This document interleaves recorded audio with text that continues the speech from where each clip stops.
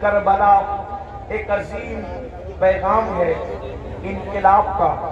دنیا کے کسی بھی انقلاب کو کربلا کے بعد اگر انقلاب کا جذبہ اور شوق ملا ہے تو وہ میدان کربلا سے ملا ہے۔ محنتیں بدر و احد، خندق اور خیبر میں کی گئی، ان محنتوں کی تحفظ کی جو جنگ ہے اسے جنگ کربلا کہتے ہیں۔ صحابہ کرام کی محنتوں کو تحفظ فراہم کرنے کے لیے امام علی مقام امام حسین علیہ جدہ علیہ السلام نے اپنا گھرانہ لٹایا۔ داستان کربلا ہم ہر سال سنتے ہیں، بار بار سنتے ہیں، لیکن آپ سے میں پوچھنا چاہتا ہوں، ہم نے اتنی مرتبہ کربلا کو سنا، بلکہ کربلا شریف کی محفلیں منعقد کی اور انشاءاللہ یہ قیامت تک منعقد ہوتی رہے گی، لیکن آپ سے پوچھنا چاہتا ہوں کہ ہم نے کربلا کو سننے کے بعد اپنے اندر انقلاب کیا پیدا کیا، اپنے اندر تبدیلی کیا پیدا کی۔ آئیے آج کربلا کے حوالے سے ایک بات آپ کی خدمت میں رکھی جائے، امید کرتا ہوں کہ بہت توجہ سے آپ سماعت کریں گے۔ کربلا کی جو جنگ تھی ایک نظریاتی جنگ تھی، یعنی دو نظریے آپس میں دوسرے سے ٹکرائے، اور پھر آج 14ویں صدی کے بعد یعنی تقریباً جو وہ 15ویں صدی کے اندر ہم لوگ کس کے ساتھ کھڑے ہیں۔ یاد رکھیں یزیدی کسی کو کہنا ہمارے معاشرے میں بہت بڑی گالی سمجھی جاتی ہے، اور وہ گالی ہونا بھی چاہیے۔ یاد رکھیں یزیدی بھی اگر اس کو یزیدی کہہ دیا جائے تو وہ چڑ جاتا ہے، یعنی کہ یزیدی بھی جو قلبی طور پر یزیدی ہے وہ اپنے آپ کو یزیدی کہلانا گوارا نہیں کرتا۔ مگر آج کی اس محفل کے اندر جس میں ہزاروں کی تعداد میں یہ سروں کا سمندر ہے اور اس میں اکثریت نوجوانوں کی ہے، تھوڑی دیر کے لیے ہم اپنا احتساب کریں۔ یہ نظریاتی جنگ ہے۔ نظریاتی جنگ کسے کہتے ہیں؟ اللہ اکبر، یعنی دو شخصیتیں نہیں بلکہ دو نظریے آپس میں ٹکرائے اور نظریے کے لیے جنگ کی گئی، تو اس میں ہم کس کے ساتھ کھڑے ہیں؟ ایک ساتھ ہے سیدنا امام حسین کی۔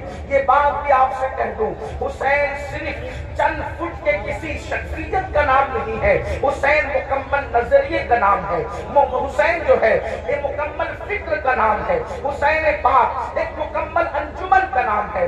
حسین پاک جو ہے وہ مکمل ایک مسلک کا نام ہے۔ حسین پاک اللہ اکبر جہد مسلسل کی دعوت بہم کا نام ہے۔ حسین پاک اللہ اکبر غیرتوں کی آبرو کے تحفظ کا نام ہے۔ حسین پاک اسلاف کی محنتوں کے تحفظ کا نام ہے۔ تو ہم لوگ کس کے ساتھ کھڑے ہیں؟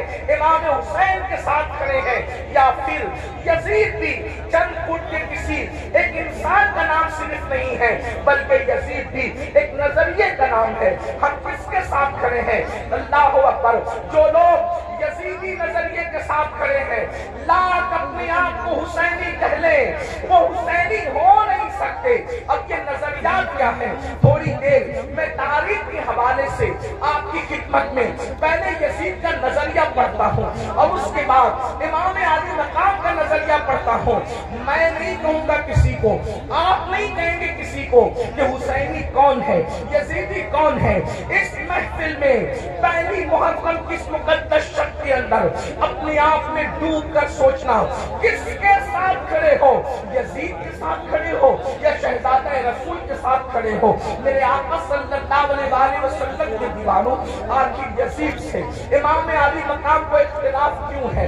امام اس سے اختلاف کیوں کرتے ہیں؟ اس کی وجہ یہ ہے کہ یزید جو ہے وہ دین یعنی جس میں صرف نماز ہو، اور وہ بھی نماز صرف نام کو نماز ہو، روزے صرف نام کو ہو، حج صرف نام کا ہو، زکات صرف نام کی ہو، صدقات و خیرات صرف نام کے ہو، یعنی چند ٹوپیاں داڑیاں بظاہر یہ دیکھنے کی چیز ہو۔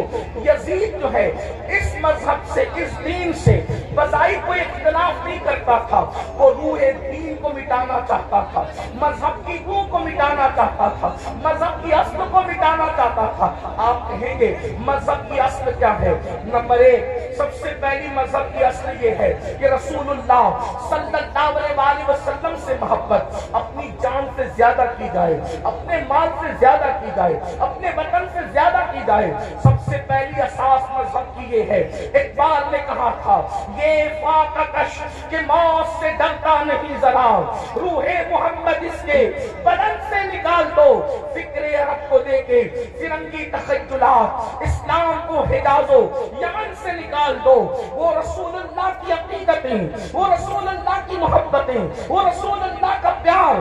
اللہ اکبر، نبی کا نام تو لیا جائے لیکن احترام وہ نہ ہو جو صدیق اکبر کے قلب میں تھا، جو فاروق اعظم کے دل میں تھا، جو عثمان غنی کے دل میں تھا، جو مولا علی کے دل میں تھا، جو سعد، سعید، طلحہ، زبیر، ابو عبیدہ ابن الجراح، بلال حبشی، ابو ہریرہ، خالد ابن ولید کے دل میں تھا۔ اللہ اکبر، یعنی کہ حضور علیہ السلام کی شخصیت ایک عام انسان کی طرح رہ جائے۔ میں جتنے حوالے آپ کے سامنے جتنی باتیں کر رہا ہوں انشاءاللہ اس کے حوالے یقیناً میں آپ کو دینے کے حوالے سے تیار ہوں، لیکن آپ تھوڑا سا اس کو پہلے سماعت کر لیں۔ اللہ اکبر، اس کے بعد یزید کا انداز یہ تھا، اللہ اللہ، مسلمان اور کافر کے درمیان فرق کرنے والی چیز نماز ہے۔ صحابہ یہی کہتے رہے کہ ہم رسول اللہ کے ظاہری دور میں مسلمان اور کافر کے درمیان جو فرق کرتے تھے وہ نماز کی وجہ سے کرتے تھے، اور وہاں یزید کا حال یہ تھا۔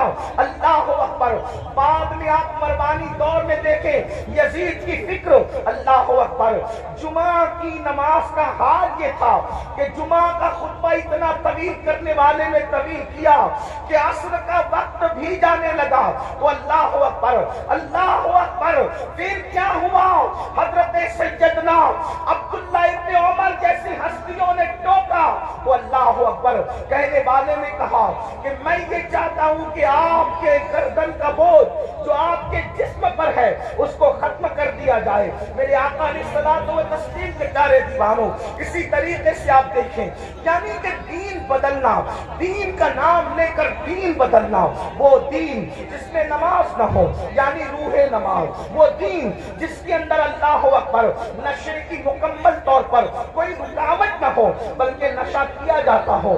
بلکہ یزید کے بارے میں حافظ ابن کثیر یہاں تک لکھتے ہیں کہ یزید اس نشیڑی کا اور نشہ کرنے والے کا نام ہے کہ جس نے سفر حج میں بھی شراب پینا بند نہیں کیا۔ اس نے سفر حج میں بھی، سنبل والوں اور گرد و نواح سے آنے والوں، آپ سے پوچھنا چاہتا ہوں ہمارے ہندوستان کا کتنا بھی بگڑا ہوا آدمی اگر حج کے لیے جائے تو کم سے کم وہ سفر حج میں شراب نہیں پیتا۔ اللہ اکبر، لیکن وہ کس قدر بدبخت تھا، کس قدر بدترین اور پلید تھا ابن کثیر کے قول کے مطابق کہ اس نے سفر حج میں بھی شراب پی، اور بعض مورخین نے تو یہاں تک اس کے بارے میں کہا ہے کہ اس نے اشعار کہے۔ اگر مورخین نے انصاف سے کام لیا ہے تو میں اہل علم کی توجہ چاہتا ہوں، میں صرف ناقل کی حیثیت سے اس کو بیان کر دوں۔ اللہ اکبر، اس نے کہا کہ اگر دین محمدی میں شراب حرام ہے تو پھر عیسائی بن کر کے شراب پی لینا چاہیے۔ یہ اس کا نظریہ تھا۔ وہ بندر نچاتا تھا، آپ کو پتا ہے، وہ بانسری بجاتا تھا، آپ کو پتا ہے۔ اللہ اکبر، اور یہاں تک کہ خواجہ حسن نظامی جیسے لوگوں نے تو بہت بڑی باتیں اس کے بارے میں لکھی، لیکن میں بہت احتیاط کے ساتھ یہ بات کروں کہ یزید اس بدترین انسان کا نام ہے جس نے اپنی سوتیلی ماں پر تک باپ کی نظر ڈالی۔ لوگوں نے اور آگے کے قصے لکھے، میں اس کی طرف نہیں جاتا، لیکن صرف اتنا کہنا چاہتا ہوں اس نے اپنی سوتیلی ماں پر بھی باپ کی نظر ڈالی۔ شیخ محقق شیخ عبداللہ محدث دہلوی رحمۃ اللہ علیہ لکھتے ہیں اما جان سیدہ عائشہ صدیقہ کو اس نے بدترین گالی دی، اور وہ گالی شیخ محقق نے لکھا ہے لیکن مجمع میں میری بیان کرنے کی ہمت نہیں ہے۔ واللہ وہ سیدہ عائشہ صدیقہ جس کے بستر پہ قرآن نازل ہوتا ہو، وہ سیدہ عائشہ صدیقہ جس پہ تہمت لگتی ہو، تو اللہ جس کی برات کا اعلان کرتا ہے، جس کی عصمت کا اعلان کرتا ہے، جس کی شان و عظمت کا اعلان کرتا ہے، سورۃ النور کی آیتیں جس کی طہارت کی گواہی دیتی نظر آتی ہو، میرے امام کہتے ہیں شمع دل مشکا تن سینہ زجاجہ نور نور کا تیری سیرت کے لیے آیا ہے سورہ نور کا۔ اللہ اکبر، وہ اتنی گندی گالی دی ہے، اس کا ذکر نہیں کیا جا سکتا۔ یہ یزید تھا۔ اب آپ سے پوچھنا چاہتا ہوں، اللہ اکبر، یزید کے یہاں باپ کا کوئی احترام نہ تھا، اس لیے کہ ابن کثیر کو آپ اٹھا کر کے پڑھیں تو وہ اپنے والد سے دور دور ہی رہا، بلکہ وہ یہود اور نصارہ کے ماحول میں رہا۔ کتوں سے محبت کرنا، بندروں سے محبت کرنا، بانسری کا معاملہ، یہ ساری چیزیں، اور پھر اس کے بعد اس کے اکثر دوست جو تھے وہ یہود و نصارہ تھے۔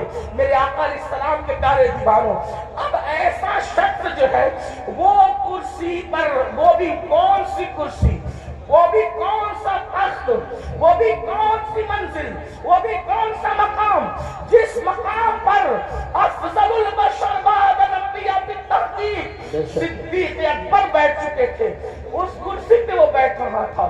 اگر امام اس کو قبول کرتے تو لوگ یہ سمجھتے کہ جو رنگ صدیق اکبر کا ہے وہی رنگ یزید کا ہے۔ اللہ اکبر، یعنی کس قدر جو ہے وہ دین کے اندر فتنہ ہوتا، رکھنا ہوتا، کس طرح جو ہے وہ دین کی شکل بگڑ جاتی۔ جس کرسی پہ فاروق اعظم بیٹھ چکے تھے اسی کرسی پہ وہ بیٹھنا چاہتا تھا، یعنی مومنوں کا خلیفہ، مومنوں کا امیر کہلانا چاہتا تھا۔ امام عرش مقام امام حسین رضی اللہ تبارک و تعالیٰ عنہ نے اس کی مخالفت فرمائی، اور مخالفت فرما کر ایک مکمل نظریہ پیش کیا۔ علی اکبر جیسا جوان خاک و خون میں تڑپتا ہوا دیکھا جائے گا، علی اصغر جیسا شہزادہ کربلا کی زمین پر دفن ہوتا ہوا دیکھا جائے گا۔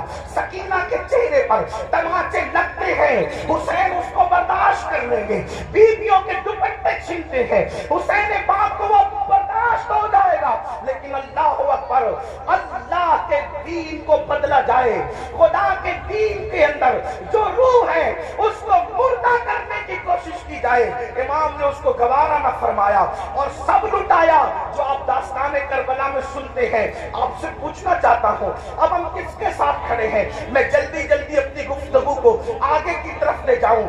یزید کے یہاں زنا کوئی عیب نہیں تھا، اور امام حسین کے یہاں زنا کا نام سن کر بھی بدن کے رونگٹے کھڑے ہوتے ہیں کہ کیا لوگ ایسا گناہ بھی کر سکتے ہیں جسے زنا کہتے ہیں۔